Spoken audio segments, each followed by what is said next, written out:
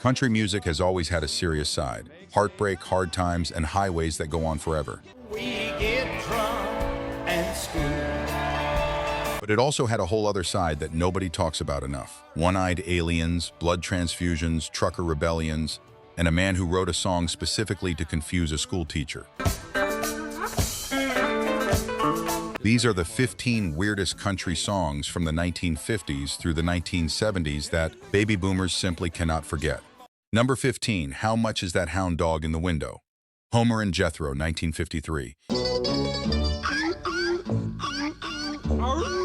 Here is a fact about Homer and Jethro that tells you everything you need to know about them. Behind the hillbilly getup and the goofy song titles, Henry Haynes and Kenneth Burns were two of the finest jazz-trained instrumentalists in Tennessee. They had been playing together since 1936, were fixtures on the Grand Ole Opry, and could play circles around most of Nashville. They just happened to find it funnier to destroy other people's hit songs instead. I must take a trip to... When Patti Page's How Much Is That Doggy in the Window sat at number 1 in early 1953 and showed no signs of going anywhere, Homer and Jethro recorded their response in short order. Same melody, same structure, entirely different dog. Their version asked whether the Fleabag was for sale. It reached number 2 on Billboard's country chart and number 17 on the pop chart, and became their first crossover hit, built entirely on the back of a song they were openly mocking. They went on to parody nearly every major hit of the next 2 decades, including Beatles songs in the 1960s, which they recorded with the straight-faced commitment of men who had decided irony was a full-time occupation. They won a Grammy in 1959 for the Battle of Cucamonga, their send-up of Johnny Horton's Battle of New Orleans. They were inducted into the Country Music Hall of Fame in 2001. Two of the sharpest musicians Nashville ever produced, remembered most for a song about a flea-ridden dog in a window. In the window, I do hope that... Number 14, Transfusion, Norvus, 1956.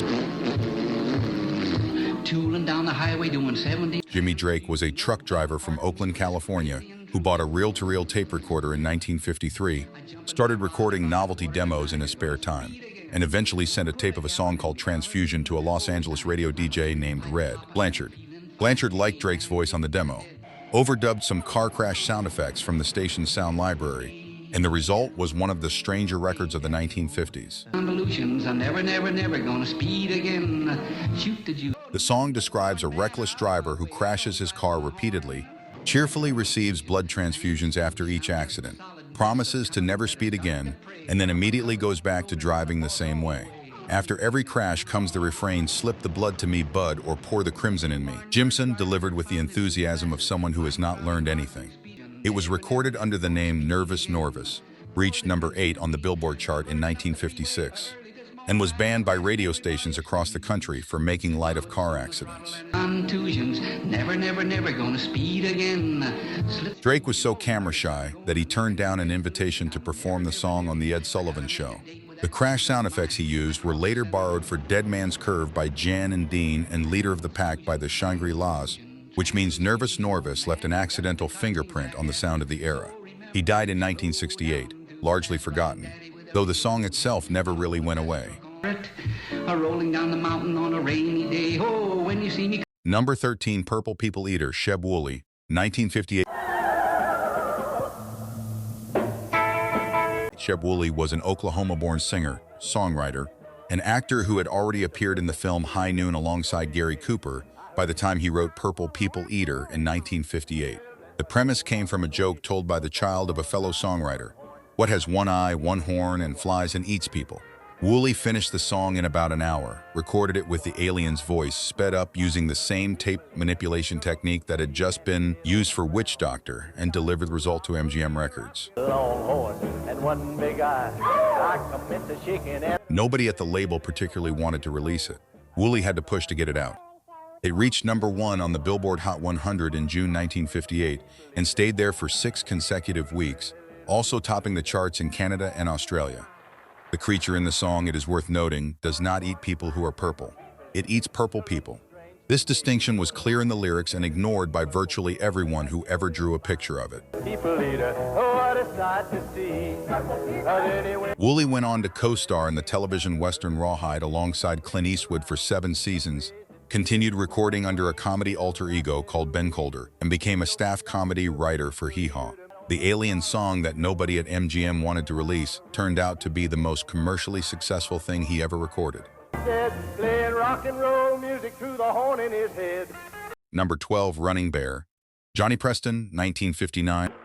On the bank of the river. And on February 3, 1959, a small chartered plane went down in a cornfield in Iowa and killed Buddy Holly, Ritchie Valens, and J.P. Richardson, the Big Bopper.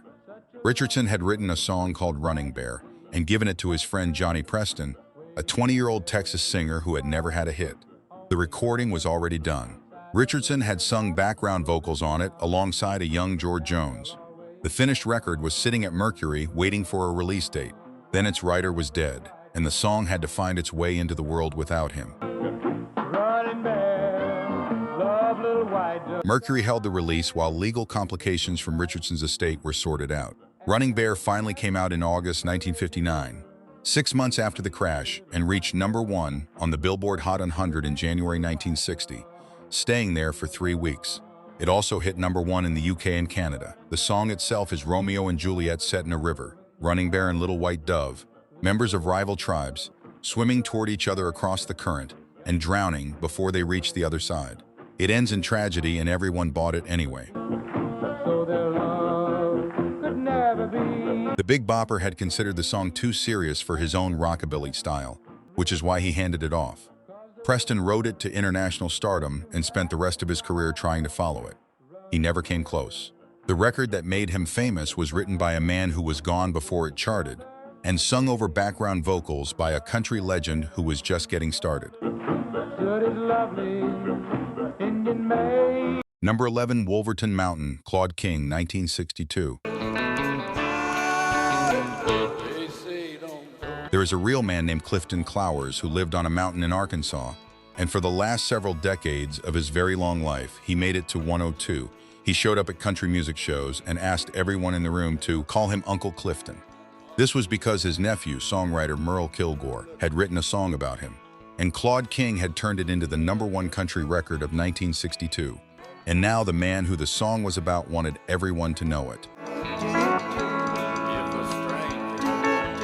Kilgore had been pitching Wolverton Mountain for years without any takers. The original version was unpolished, and he knew it. When he found Claude King, a Louisiana singer who had been performing on the Louisiana Hayride alongside George Jones and Jim Reeves, King reshaped it enough to earn a co-writing credit, and what came out was a song about a man trying to court Clifton Clowers' daughter, while Clowers himself, described as handy with a knife and a gun, watches from the mountain. It spent 9 weeks at number 1 on the country chart, stayed on the chart for 26 weeks total, crossed over to number 6 on the Hot 100, and sold over 1 million copies.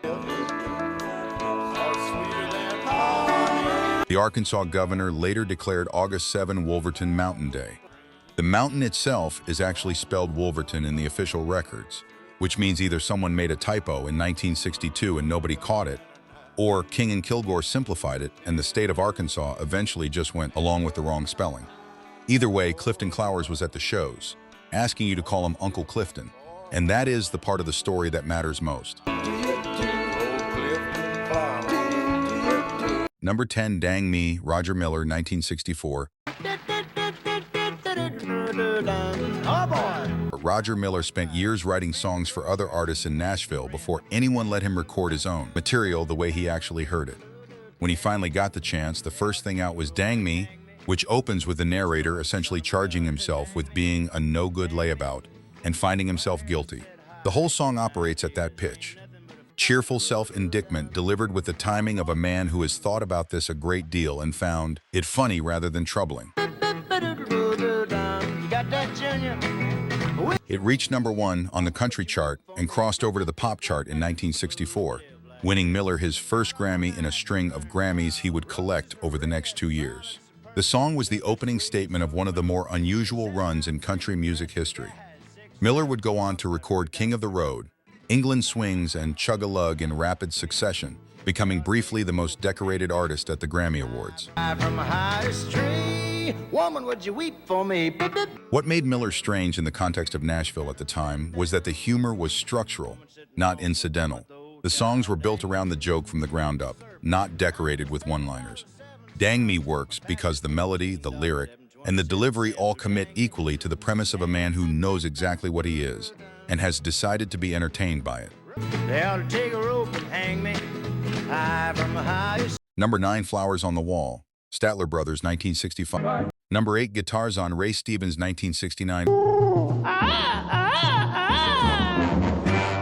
Ray Stevens was having breakfast with a musician friend named Bill Justice at a hotel in Los Angeles when Justice leaned across the table and said he had a great song title. Stevens said, "What is it?" Justice said, "Guitars on." Stevens thought about it for a moment, got on a plane back to Nashville, scribbled some notes in his seat, went home, finished writing the song, and recorded it at Bradley's barn. That is how quickly it happened, which tells you something about what Stevens could do when given a running start. Ooh, baby. Ska-dooby-dooby, baby. The song he built around that title is essentially a 3-minute variety show with one performer doing everything. Stevens voiced the Jungle Man, the Monkey, and Jane, all of them taking turns at the microphone, all of them with something to contribute to the band, while the arrangement swings and boogies underneath like it cannot believe its luck. It reached number 8 on the Billboard Hot 100 in 1969, Stevens' first top 10 pop hit, arriving at a moment when Nashville was still deciding whether comedy records deserved to be taken seriously. Had a girl named Jane with no last name, kind of homely and plain, but he loved. The answer the charts gave was yes. Stevens had already recorded Ahab the Arab and Harry the Hairy Ape, but Tarzan was the one that broke through nationally and confirmed he was not a novelty act in the dismissive sense of the word, but a genuine craftsman who had found his material. He would go on to record The Streak in 1974, win the Comedian of the Year award from Music City News 9 consecutive times, and eventually open his own theater in Nashville where he performs to this day. It all traces back to a breakfast conversation and a title that sounded funny enough to write a song around. R&B, me and the chimpanzee agree. One day. Number 7, Amos Moses, Jerry Reed, 1971. Watch out, here comes Amos. Jerry Reed was a guitarist. Chet Atkins called him one of the most naturally gifted players he had ever worked with. And Reed's technique was consistently cited by session musicians as something that operated outside the normal categories. He was also funny in a way that came through the playing itself, not just the lyrics. Amos Moses, released in 1971, put both things in the same place at the same time. Here comes Doc Yourself and his pretty wife, Hannah. The song describes Amos Moses, a Cajun poacher who catches alligators in the Louisiana bayou and is immune to law enforcement because the sheriff will not go into the swamp after him. The guitar part on the record is aggressive and propulsive in a way that matches the character, and the whole thing runs on the energy of someone who is genuinely entertained by the story he is telling. It reached number 8 on the Billboard Hot 100, the first top 10 pop hit of Reed's career, and crossed over from country in a way that surprised people who had filed him as a Nashville session player. Amos Moses was a kid, and he lived by himself in the swamp.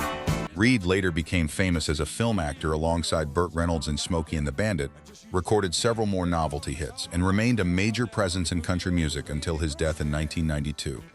Amos Moses, however, remains the recording that best captures what made him unusual, the playing and the comedy operating as one thing rather than two. He was a hell of a man. He could trap the biggest, the meanest alligator. Number 6, cover of the Rolling Stone, Dr. Hook and the Medicine Show, 1972. Tell them who we are. Well, we big rock. Shel Silverstein wrote cover of the Rolling Stone and gave it to Dr. Hook and the Medicine Show, a New Jersey band who had been making their way through the early 1970s on a combination of Silverstein's songs and their own considerable stage energy. The song is a lament by a band that has achieved everything a band is supposed to achieve: hit records, money, drugs, fans, and still hasn't made the cover of Rolling Stone magazine, which is presented as the only remaining measure of true arrival. It reached number 6 on the Billboard Hot 100 in early 1973 and stayed on the chart for 16 weeks. Rolling Stone magazine, with a self-awareness that served them well, eventually put Dr. Hook on the cover in August 1973. The band appeared with bags over their heads because the magazine would not confirm they were actually going to run the cover until it was on newsstands. The photo ran with a caption that said the magazine had finally agreed to put them on the cover after they spent a year begging for it. Singers, we got golden fingers, and we're loved everywhere. Silverstein was one of the more unusual figures connected to country and country-adjacent music during this period. He wrote A Boy Named Sue for Johnny Cash, the cover of the Rolling Stone for Dr. Hook, and 25 Minutes to Go for the Statlers, among many others. The combination of his comic instincts and the right performers produced records that operated differently from anything else on country radio. About you at $10,000 a show, right? 5 songs left, and these are the ones that stuck with baby boomers the longest. Before we get there, if you have not subscribed yet, now is the time. Hit the bell too, because this channel puts out classic country history every week and the algorithm will bury it if you are not on the notification list. 5 songs left. Let's finish this. Number 5, Spiders and Snakes, Jim Stafford, 1973. I remember when Mary Lou. Jim Stafford was a Florida-born comedian and guitarist who had been working the club circuit when Spiders and Snakes caught the attention of Lobo's producer in 1973. The song tells the story of a young man trying to impress a girl by bringing her a spider and a snake, which was not the approach he was looking for. Delivered with the timing of someone who had been performing it live long, enough to know exactly where the laughs were. I wanna be loved by you. It's true. It reached number 3 on the Billboard Hot 100 in early 1974 and crossed over solidly between country and pop, making Stafford briefly one of the more visible personalities in American music. He followed it with Wildwood Weed the same year, a song about an elderly couple who accidentally get high after mistaking marijuana for wildwood. Weed, which reached number 7 on the Hot 100. 2 top 10 pop hits in the same calendar year off the back of a spider story and an accidental drug experience is a particular kind of achievement. Stafford went on to host his own network variety show, Married Bobby Gentry, and eventually settled into Branson, Missouri, where he performed for decades. He is remembered primarily for the 2 novelty hits, which is both accurate and incomplete.